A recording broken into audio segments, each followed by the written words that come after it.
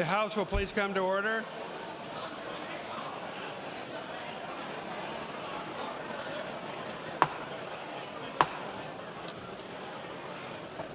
The House will please come to order.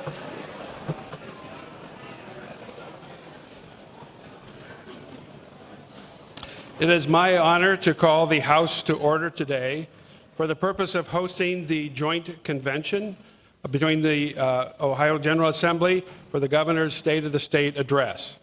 Pursuant to tradition, I welcome the President of the Ohio Senate, Matt Huffman, to preside during this joint convention. Senator Huffman.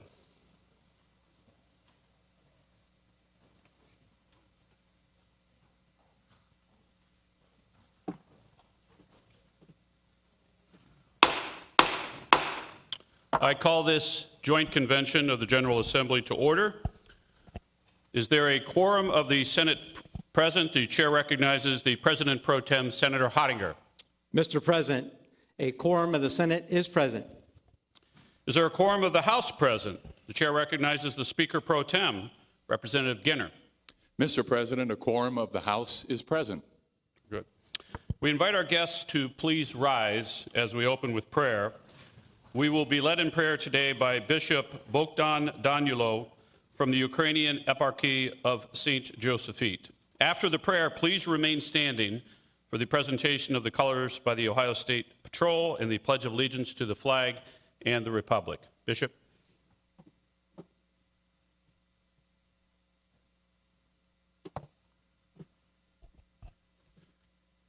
Will you bow your heads as we join as one in prayer?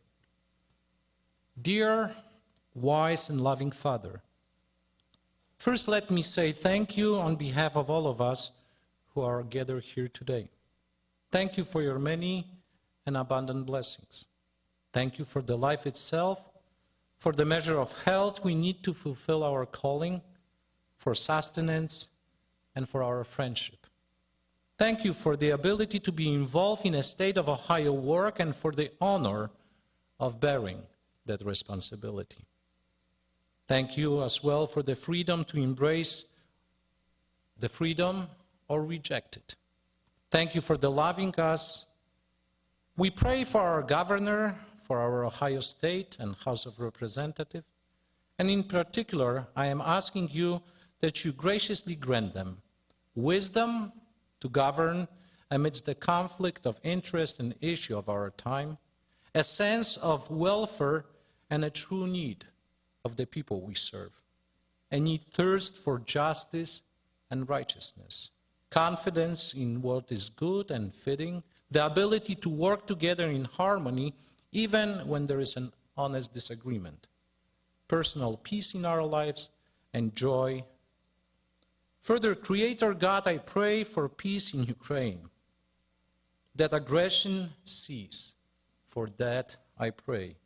For all humanity destroyed by war, for all the lives lost, homes seized, and peace broken. May the spirit of comfort and compassion envelop all those who dwell in fear. May the spirit of wisdom and humility give strength to all the leaders of the world. May we affirm the dignity and right of all, and may we seek peace. For this I pray, amen.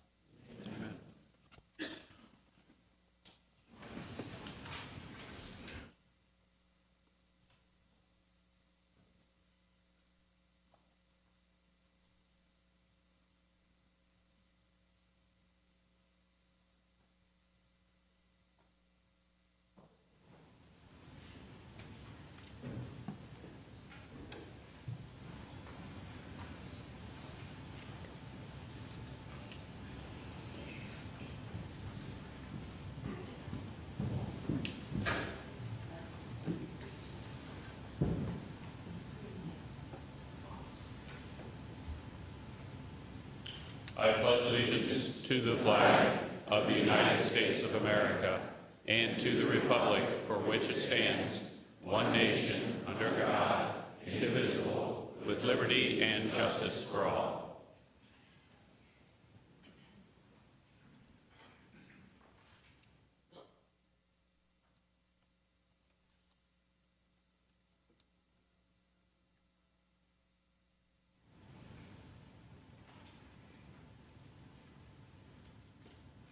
post of colors.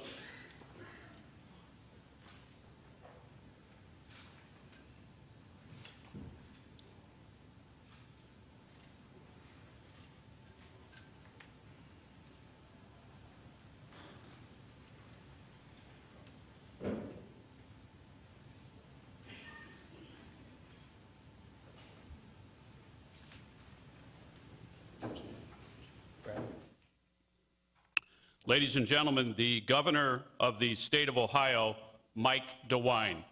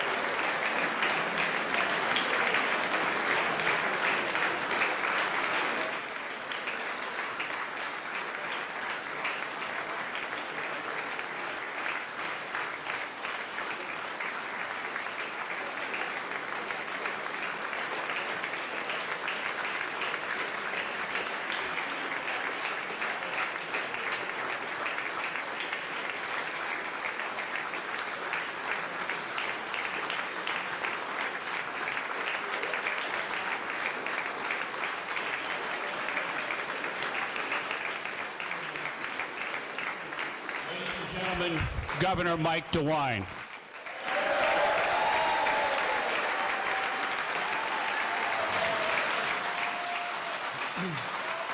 Thank you very much.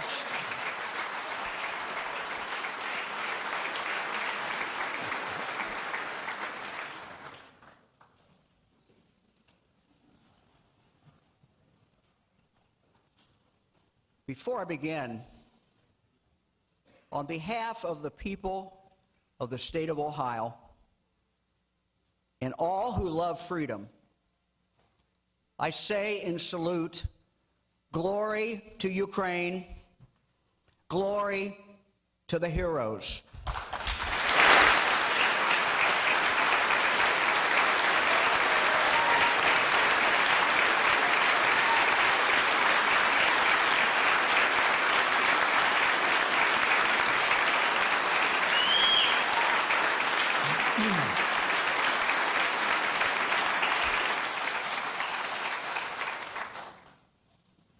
Speaker Cupp, President Huffman, Leader Russo, Leader Yuko, members of the General Assembly, and justices of the Supreme Court, elected state officials, Lieutenant Governor Houston, my fellow citizens of Ohio.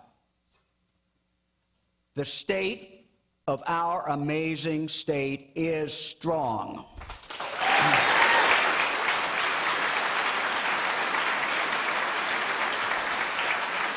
Ohio is strong.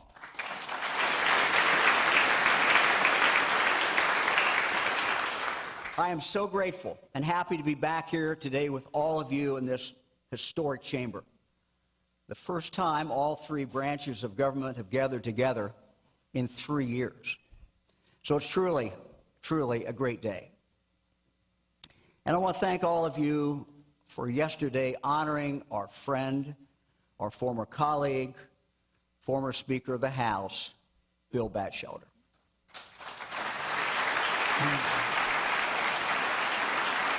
At this time, I would like to invite Judge Batchelder and her family to come to the well. Joining Judge Batchelder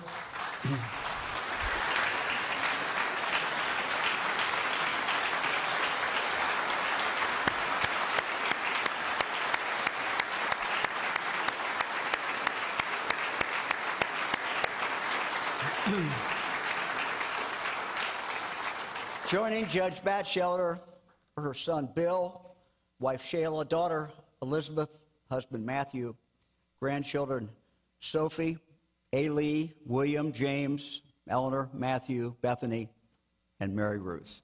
Thank you for joining us.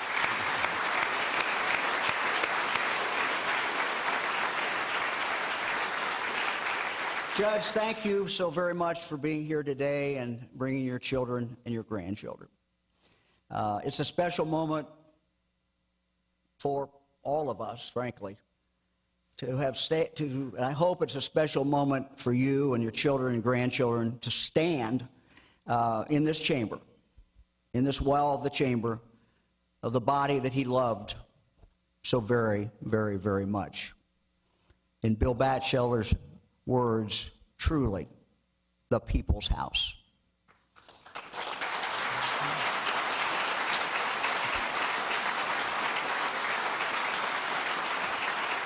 Speaker Batchelder was, as we all know, an amazing man. He never forgot his roots, loved Medina County, loved Ohio. And long before he was Speaker, when I first knew him, he was the go-to person whenever a member had a tough legislative challenge.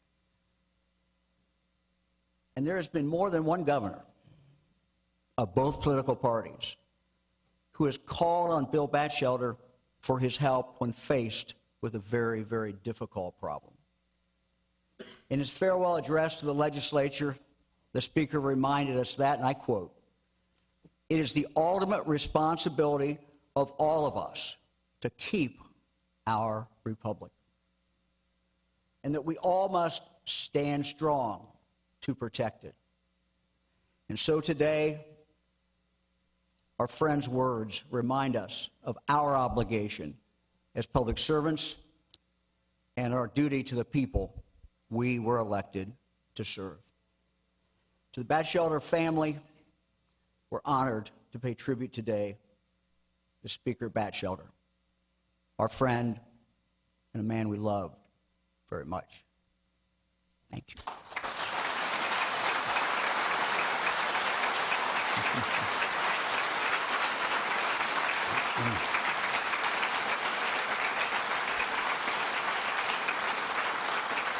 Thank you for coming. Thank you for being here. A lovely service yesterday, and we are so great to see all of you. The Speaker's legacy right here. Thank you. Mr. Speaker, Mr. President, members of the General Assembly, please sit down. While I'm sure it won't come as a shock for me to say that no governor and General Assembly agree on everything, there are core truths and fundamental values that we all share. What unites us is so much stronger than what divides us. And I know that we are solidly united in our deep love for Ohio and our belief that every Ohioan deserves the chance to succeed, no matter where their zip code, no matter if they live in Appalachia, in our cities, our suburbs, no matter who their parents are. They deserve the chance to get a good paying job, to raise a family comfortably, to be secure in their future, and to live their version of the American dream. Mr. Speaker, members of the General Assembly, Mr. President, thank you. Thank you for believing in the future of our state and for investing in the things that will build a firm foundation that can lift all Ohioans. In my previous State of the State address, I asked you and I asked the people of Ohio to Invest in things where the returns will not all be immediate. And I said, in many cases, we will not see results during this administration or even in our lifetimes. Yet, we still must act. And act you did. Together, we have invested in the people of our great state. My friends, I want to start by talking about some of the significant investments that you have made, that we've all made. And then I want to talk about the work that remains to be done. Let's first talk about what we've done for our children, for they are our future. With your support, we're right now helping Ohio's youngest, most vulnerable children get the best possible start in life by doubling our investment in Ohio's voluntary home visiting programs, where trained professionals meet regularly with new and expected moms and dads to teach valuable parenting skills.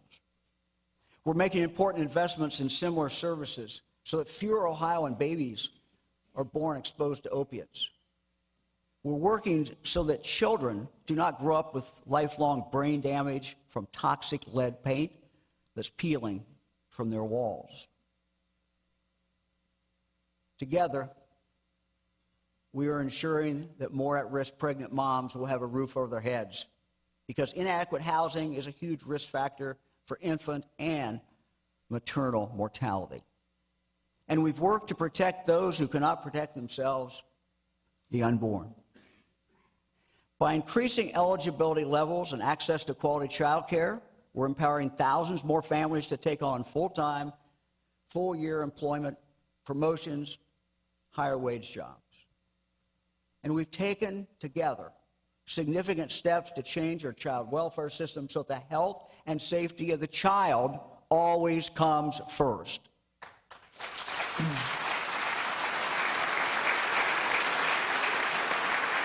Because of your support, we have enabled thousands of Ohio seniors to stay in their own homes longer. And we've helped those with disabilities to gain fulfilling employment and live more independently. In the last 2 years, we've all realized that when you need health care and behavioral health services, a virtual visit can save time, can save money, and so we've eased restrictions on telehealth services to expand access to care. In December, I signed your House Bill 122, sponsored by Representatives Frazier and Holmes and Senators Huffman and Antonio, to expand insurance coverage of telehealth. And I'm pleased to say that this new law takes effect today.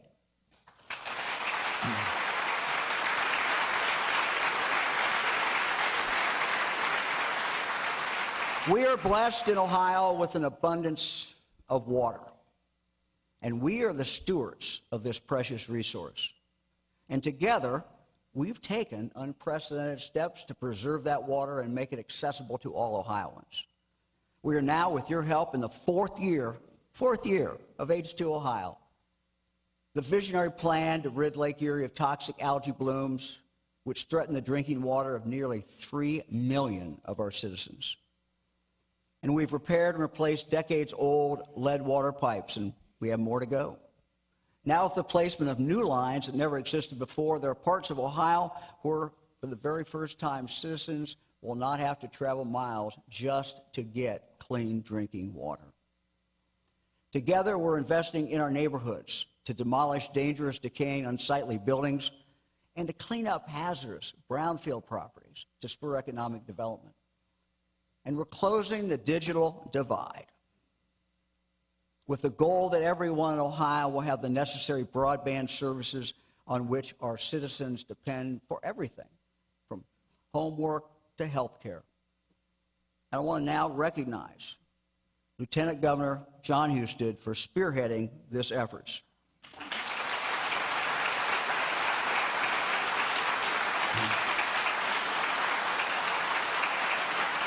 The Lieutenant Governor's worked diligently with all of you as we have invested significantly in career education in job training, workforce development, to help give every Ohioan an opportunity to get a satisfying and well-paying job. And we'll be working with you in the near future to provide additional help to our career centers, our community colleges, and our four-year universities to provide them advanced, high-tech equipment for even better training for the jobs of the future. With help from you and Jobs Ohio, we are positioning our state to become a global leader in science, technology, and medicine through the launching of 3 cutting-edge innovation districts in Cincinnati, Cleveland, and Columbus. Think of this. They're poised to produce 60,000 jobs over the next 10 years and generate billions of dollars in pioneering life-saving research and development. And while some people talk of defunding the police, we're doubling down on our support for law enforcement.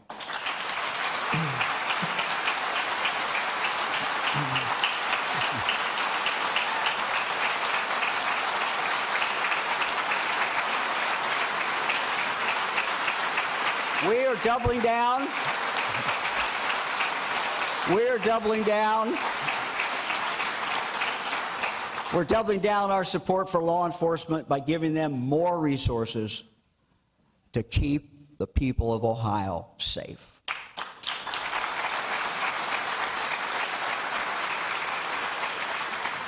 Working together, we slashed state spending at the time of the pandemic by a whopping $1.2 billion.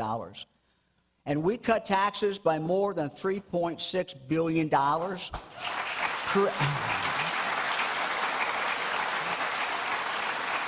Creating Ohio's lowest taxes in more than 40 years.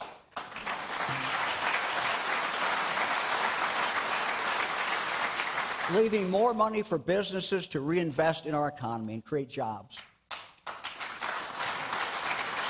And to put more money in the pockets of our fellow citizens. Now, I want you to think about this for a minute. Just think. To think we've done all these things, all of them, during a once-in-100 pandemic. We did it together.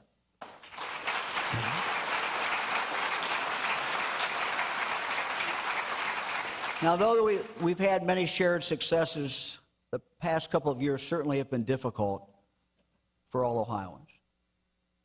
And we continue to pray for those who died from COVID, and we pray for their families. My fellow Ohioans, 2 years ago at this time, we began our battle against an invisible and a deadly enemy. My fellow citizens of Ohio, here in Ohio, you did what Ohioans have always done. You rallied together, you made extraordinary sacrifices, and you showed the world that Ohioans are resilient. We owe such a debt to our healthcare workers, our nurses, our doctors, our first responders, frontline workers, grocery store clerks, restaurant workers, local health department personnel, our teachers, all educators.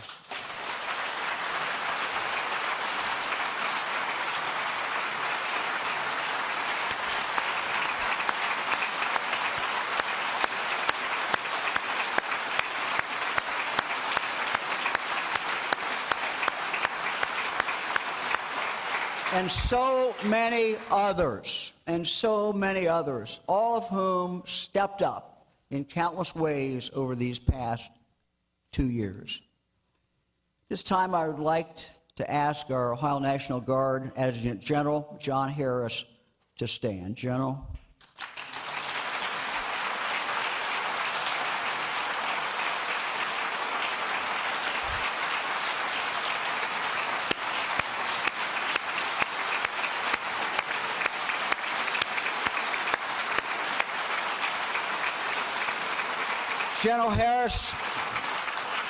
General Harris, on behalf of all Ohioans, we thank you. We thank you and we thank the members of the Ohio National Guard for your tireless efforts during the pandemic and for all that you do every single day to help us and to protect us. Thank you.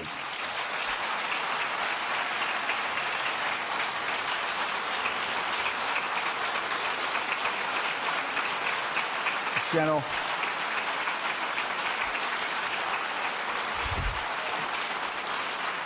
our Guard members responded to every call when asked during the pandemic, from testing to vaccinations. They assisted with staffing at our nursing homes. And most recently, they worked in more than 64 hospitals and at 21 testing sites across Ohio, preventing a crisis in care during the recent Omicron surge.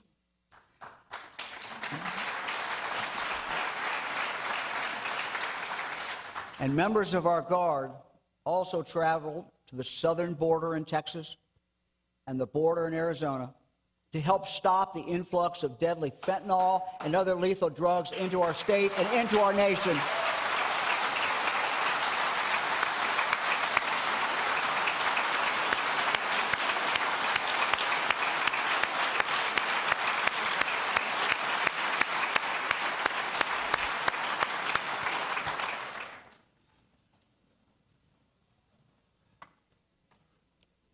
So I want to thank them. Thank you, General, all the women and men that you have. Fran and I went to the southern border and talked with them. It was the most inspiring thing, one of the most inspiring things for our life, to talk to your men and women. Young, amazing, amazing people. I also want to thank not just first the military, men and women in our military, regular force, but also in law enforcement.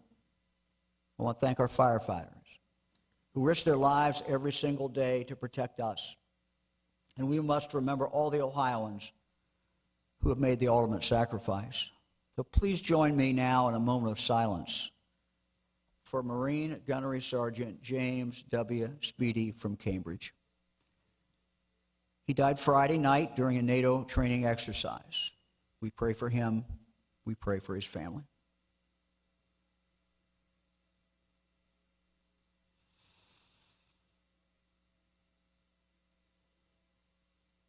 Thank you. Members of the General Assembly, this is Ohio's time. People are returning to the heartland.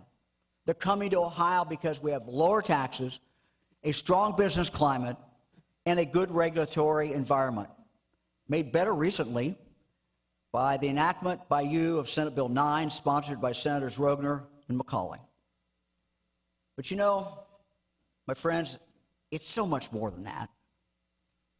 It's also about the great quality of life we have here in Ohio.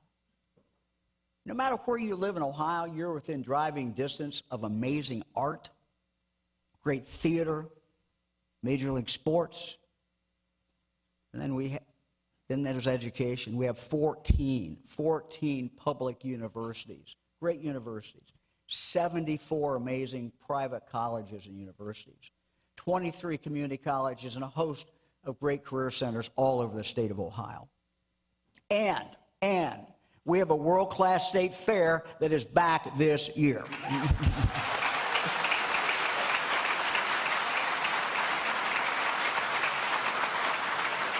You know, there is simply no better place to raise a family than Ohio.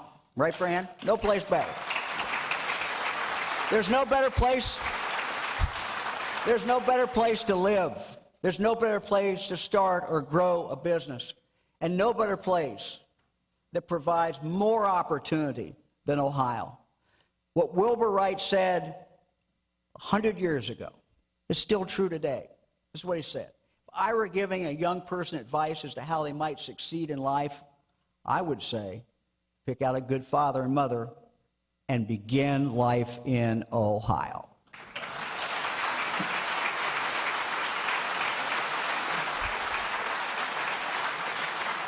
My friends, now is the time to seize our Ohio moment.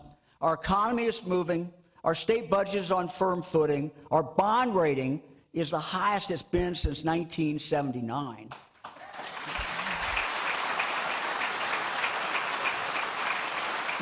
Our unemployment rate is only 4.3%, near historic lows, and manufacturing is flourishing. Ohio has always been a great manufacturing state. But now we're bringing in the highest tech manufacturing known to man into the state of Ohio. And guess what? The world is taking notice. Just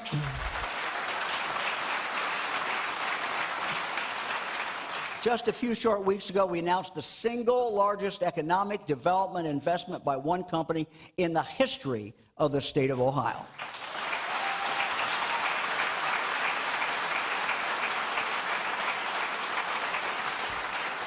Intel Corporation will be investing $20 billion in Ohio, and that's just the first phase, to build two new state-of-the-art fabrication facilities to make semiconductor chips.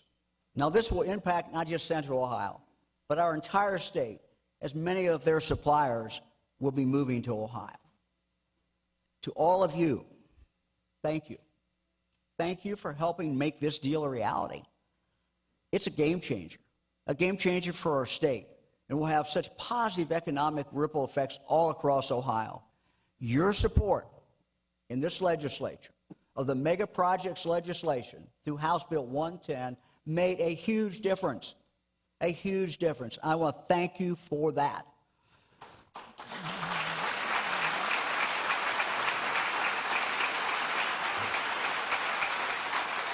But Ohio's economic success is not just limited to Intel. New manufacturing companies are locating all over Ohio.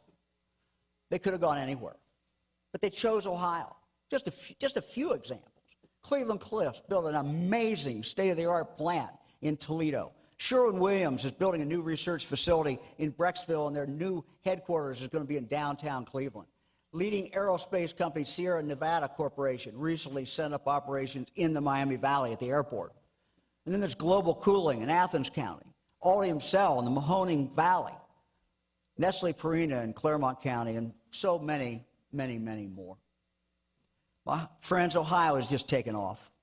And all of us in this chamber are building the environment, the climate in this state, where every Ohioan can have a better life, and where Ohio children can dream, and those dreams can really, really come true.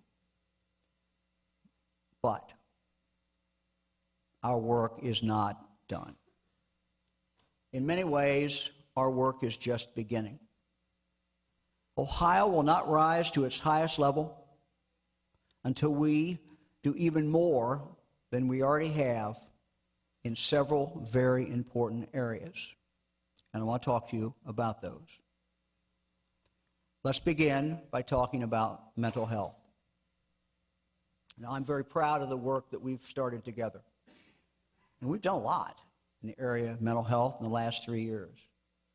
For example, we've started the reform of Medicaid. Out of our really shared commitment to multi-system kids, through a program that we're calling Ohio Rise. Under Ohio Rise, children who have multiple medical and behavioral health challenges will now get the help that they need and get it in their own communities.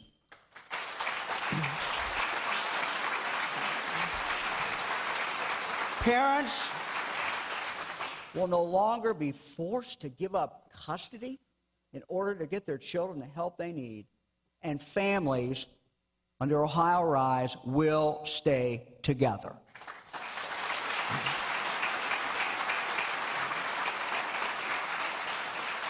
We've also worked to create a landmark program to address the mental and physical needs of children right in their own school buildings. For 2 budgets, you've supported this.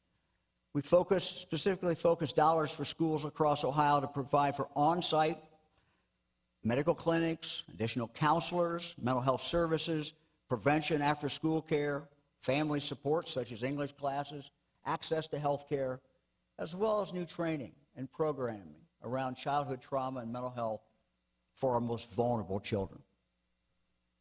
We're helping struggling families get better access to addiction and mental health treatment so that their children don't end up in foster care. And we have more than doubled medication-assisted drug treatment capacity, the capacity across Ohio, and have dramatically increased crisis stabilization services. But despite our best efforts, it still is not enough. Mental illness remains on the rise in Ohio. Suicide is one of the top 10 causes of death for Ohioans aged 10 to 24, with the rate rising in rural Ohio and in communities of color. Accidental drug overdose deaths remain at record levels.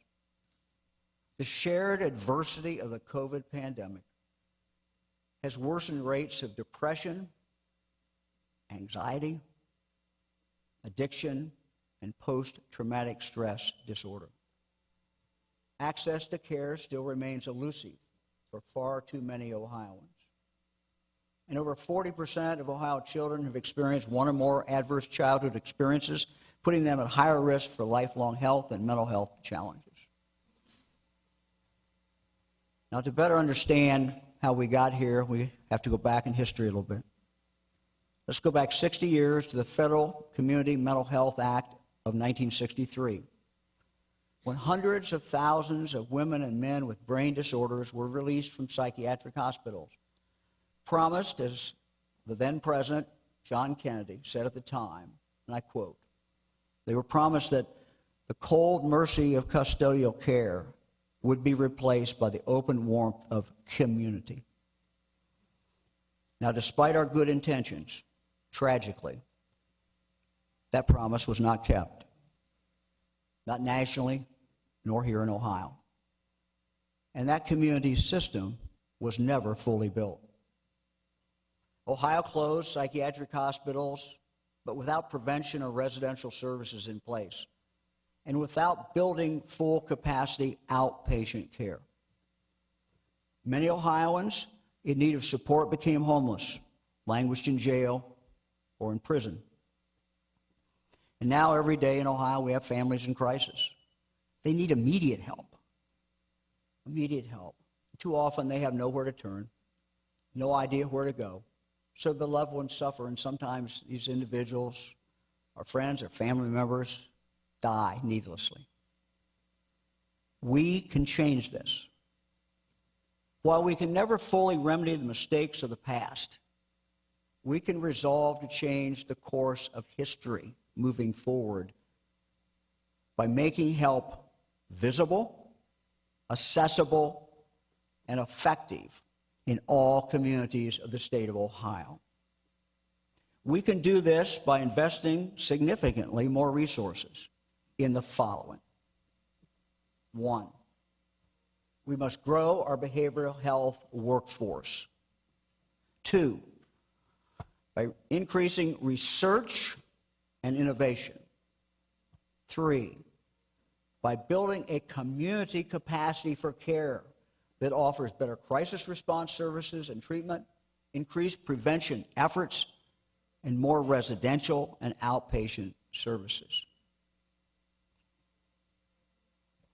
Seated in the gallery today, next to the First Lady, is my longtime friend, Terry Russell, and his wife, Retta, and their son, Luke. Terry leads Ohio's chapter of the National Alliance on Mental Illness. I have met no stronger advocate for those suffering from mental illness and their families, the real heroes, as Terry calls them. After 50 years of dedicated work, he will be retiring later this year. And I know that Terry shares my goal for Ohio to lead the world in behavioral health research, community care, and workforce development. My friends, Ohio can be the model for the country and the world. The future Ohio that I envision has the best, most robust behavioral health workforce in the country. A workforce that is hailed as heroic and valued as a vital part of our whole healthcare system. I see in Ohio with expanded residential and community-based outpatient treatment options, so fewer of our fellow citizens need to be institutionalized or placed in long-term hospital care. I see in Ohio that catches and treats mental health problems and addiction at the earliest onset to lessen the chances of lifelong challenges. And I see in Ohio where families get support in their own communities as well as at school, so that teachers can teach kids, kids can learn, parents can worry less, because all kids in the classroom benefit when every child has the support to be physically and mentally healthy and the opportunity to live up to their God-given potential.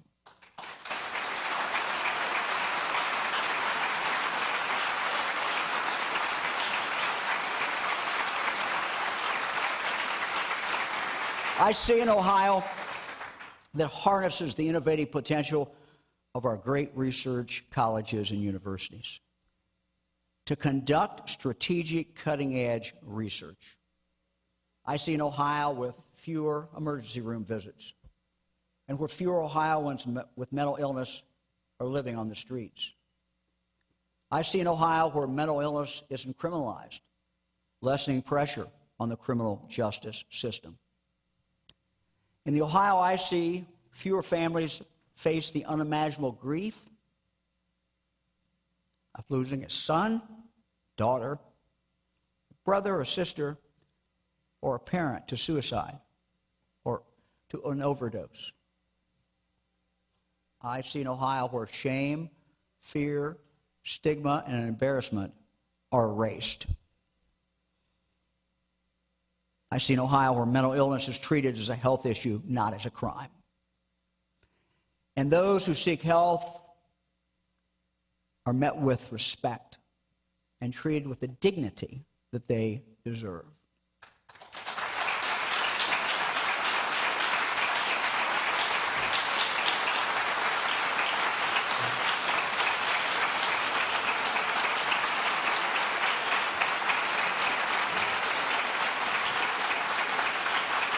Now, realizing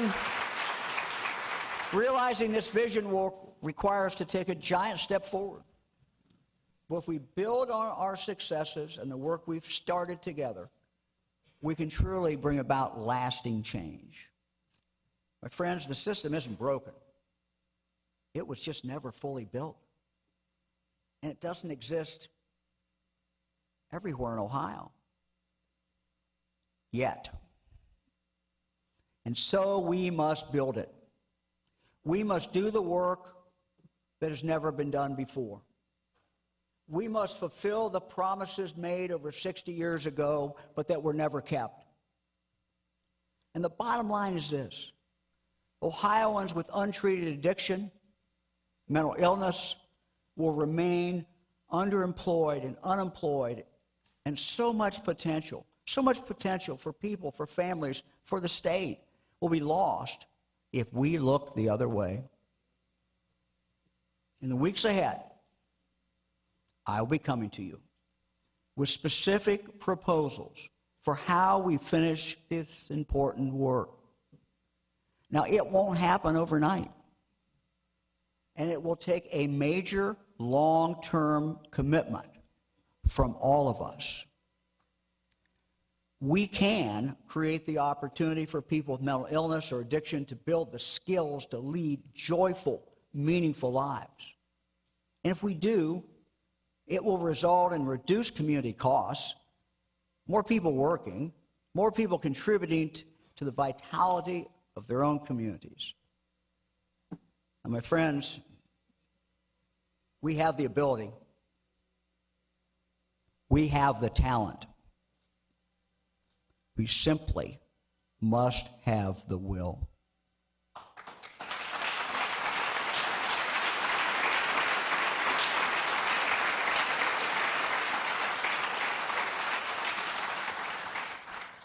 Let me now talk about our state parks, our wildlife areas, our nature preserves and scenic rivers, which together really are the crown jewels of Ohio.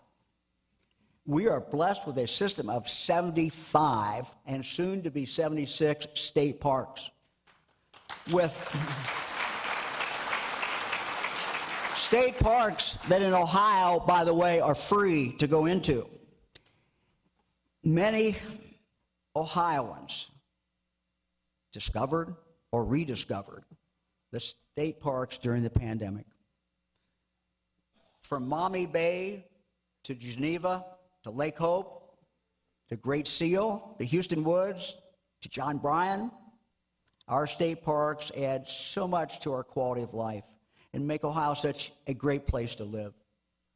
Access to nature is a vital part of both physical and mental well-being, and our parks have something for everyone. The calming influence for those looking to relax, the adrenaline-pumping activity for those looking for a thrill, and everything in between. Thanks for your support and your investment. We are working to make these wondrous places even better and more accessible. Improvements are being made right now at our parks across the state. To the east, we're working on a master plan that will connect fantastic places such as the Wilds, the new amazing Appalachian Hills Wildlife Area that you purchased, Jesse Owens State Park, Burr Oak State Park, all together to create a one-of-a-kind adventure. I'm also excited about the development going south, Shawnee State Park. On the banks of the Ohio River, guests will be able to mountain bike, paddle, travel along one of the Imagination Library storybook trails, and stay at a full-service campsite. Brand new experience down there. Soon, more people will be able to stay at the new lodge at Hocking Hills, Ohio's first new state lodge in more than 30 years.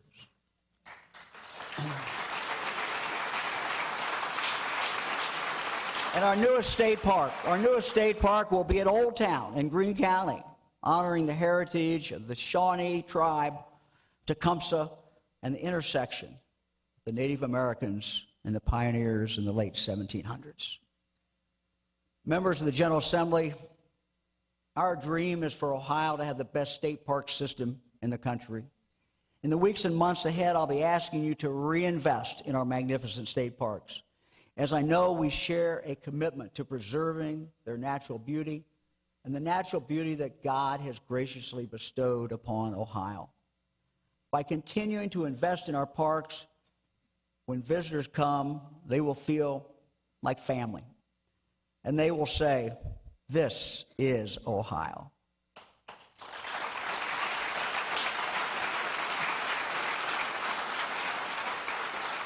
Now, developing and showcasing our state parks in Appalachia is just part of the larger renaissance happening in our Appalachian region. I want to talk about our Appalachian region. This is also, I truly believe, their moment in history. We need to be part of it by reigniting the pioneer spirit of the Ohioans who built this state. We can do that.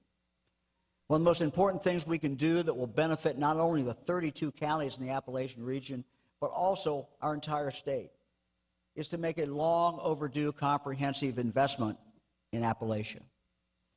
And so to the members of the General Assembly, I will work with you, intend to work with you and local leaders in Appalachia to create an investment program to revitalize and rebuild the economies and the main streets of the area where Ohio began. We have an historic opportunity to dedicate resources to an area of our state that is ready to move and ready to flourish. In the coming days and weeks, I will work together with you and community leaders to help the region plan and implement improvements that reflect the vision of local communities, investing in such things as downtown redevelopment, further expansion of broadband coverage, workforce development, student wellness in schools, and fighting the ongoing battle against addiction. Our citizens in Appalachia are strong. They have a great and proud history. Generations have built a life there, planting roots deep in the soil along the Ohio River. And this is now Appalachia's time.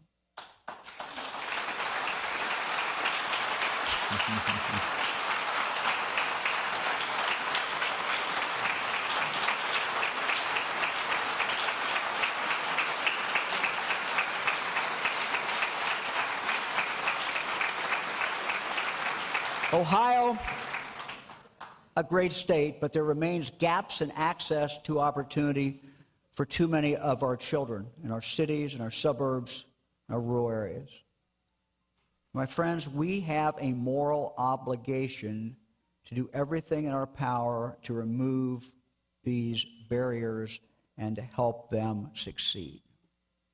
Every child needs a responsible, reliable adult in their lives, and for most kids, that's members of their family, their parents, grandparents, aunts, uncles.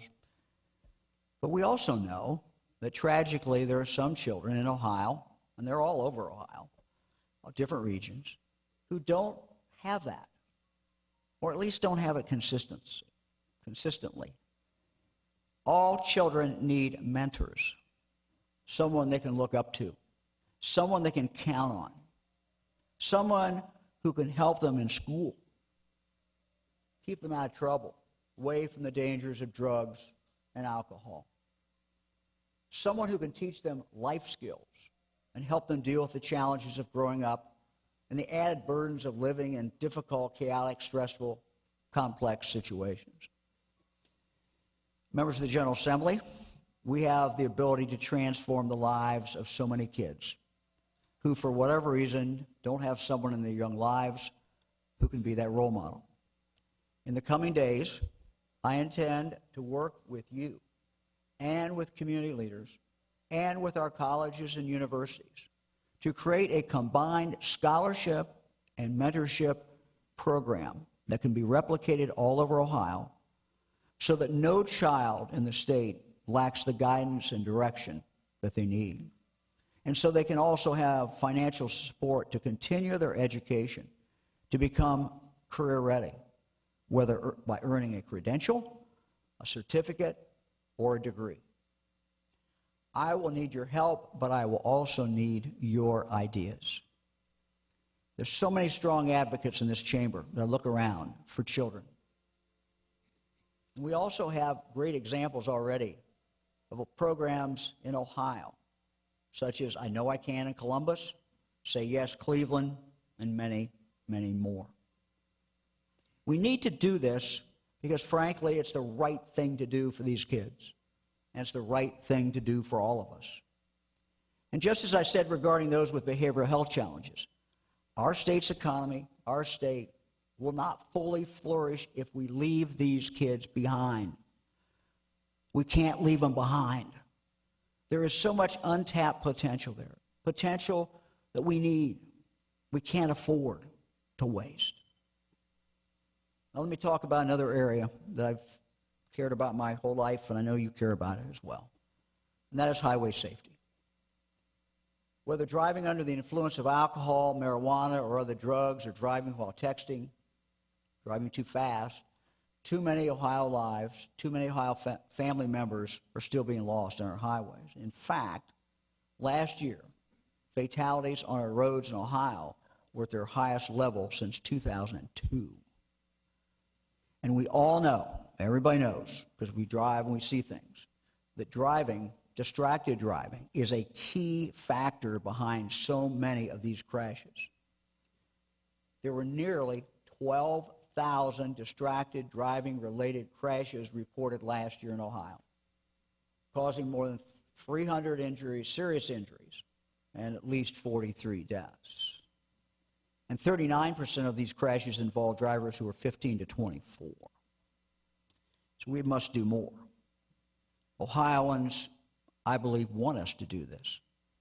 A 2021 survey of Ohio drivers found that 78% of respondents support legislation to toughen our laws on distracted driving.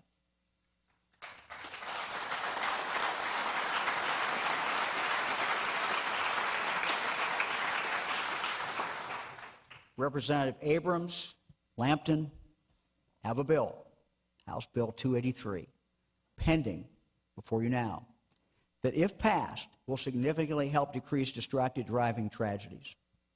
24 other states have implemented similar legislation.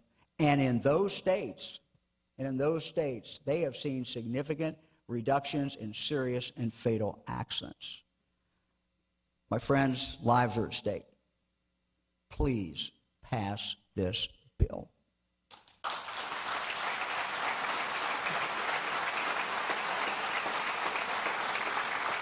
Let me now turn to our friends in law enforcement. Our current generation of law enforcement officers are the most educated, best trained, and most technologically savvy individuals to ever work in the profession. Yet state funding for ongoing training has been haphazard at best. Some year, the state funds police training. Most years, we don't. Professional development training, year after year, is something that every single police officer I've ever talked to wants. And it also directly benefits the public. In your wisdom, last year, in your budget, you created a commission to study this problem. This commission was chaired by Senator Hoagland and had representatives from law enforcement, the community, the Attorney General's office, and also included Representative Richardson, West, and Abrams, and Senators O'Brien and Thomas. I'm asking you today, please simply adopt the recommendations of the commission that you created. These recommendations will create a permanent funding source for ongoing training. Now, in addition to properly funding law enforcement training, we also must do a better job of treating and viewing our deputies, our officers, troopers, like we do other professionals in this state. Representative Abrams and Plummer have been working on legislation that would help standardize oversight of our law enforcement professionals, increase transparency within the system, and require independent investigation of officer-involved critical incidents. I support this bill, and I look forward to signing it into law.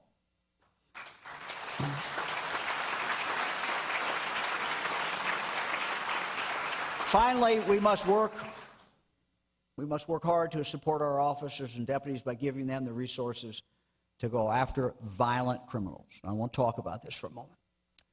We know that just a small number of dangerous offenders are in fact causing the vast majority of violence in our communities across Ohio. Recently, we all allocated $250 million to address, in part, violent crime in our communities. But we also know that money alone is not enough. We must also strengthen our laws to deal with violent offenders who have lost their legal right to possess a firearm but still carry and use weapons to commit violent crime. Now, it's a small group of the criminal element. But we must target them and we must remove them from society. Now,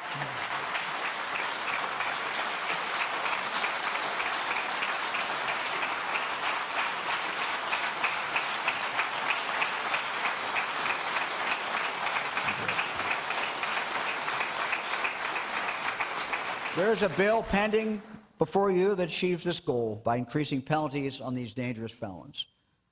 Chiefs, deputies, prosecutors, frontline patrol officers have asked us to support this legislation, as it will help them deal with the most violent offenders in their communities.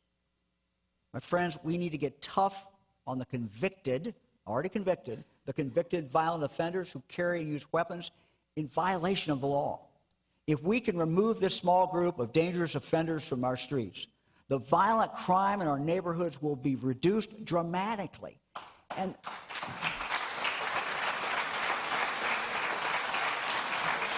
And most importantly, the citizens and the families who live there will be safer and lives will be saved.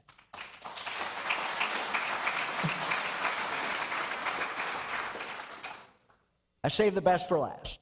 I'm pleased now to introduce my bride of almost 55 years, First Lady of Ohio, Fran DeWine.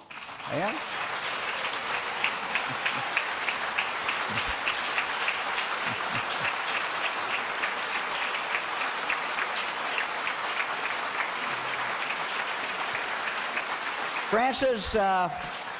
Frances is and always has been an amazing champion for kids.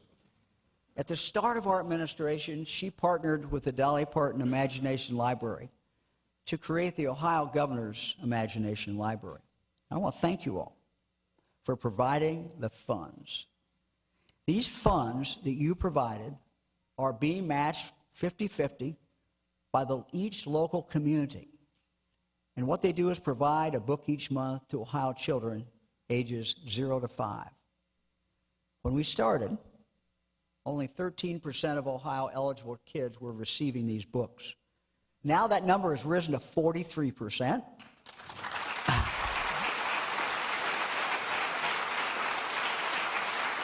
So far, over 6.9 million books have been mailed to children in all 88 counties. This month, we're up to nearly 313,000 children who will receive an age-appropriate book in the mail at no cost to that family. We know that a child's brain is 80% developed by the time they turn 3 years of age. So these first years of development are so very important. Enrollment in the Imagination Library improves kindergarten readiness and family literacy habits. And no matter where you live in Ohio, your child, your grandchild is now eligible. So it's a great program. Thank you for investing in it.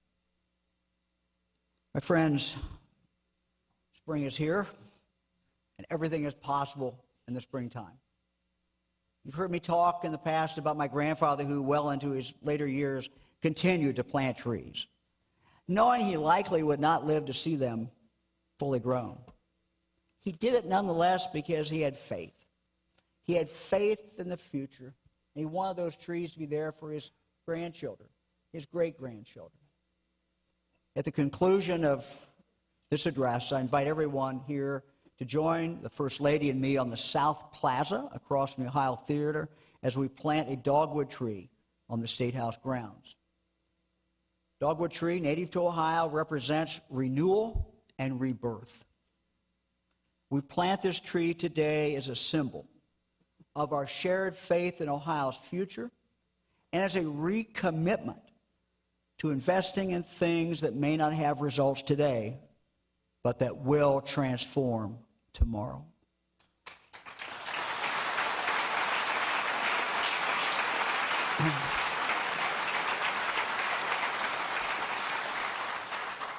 The sun is coming up in Ohio. The wind is at our back, and together we have the power to change the course of Ohio's history. We have opportunities before us that come once in a lifetime, so we must seize them. Ohio, this is our moment.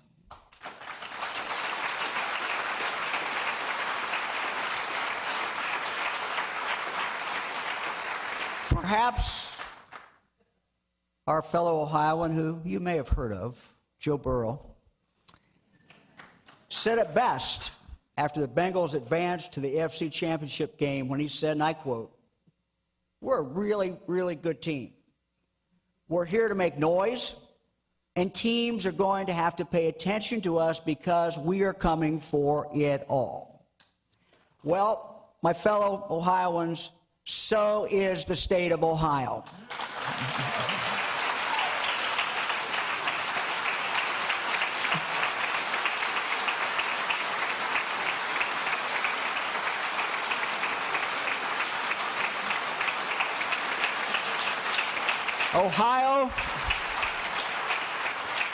Ohio is making some noise, and people are going to have to pay attention to us. And we are, in fact, coming for it all. Thank you very much. May God bless all of you. May God bless the people of the state of Ohio. Thank you very much.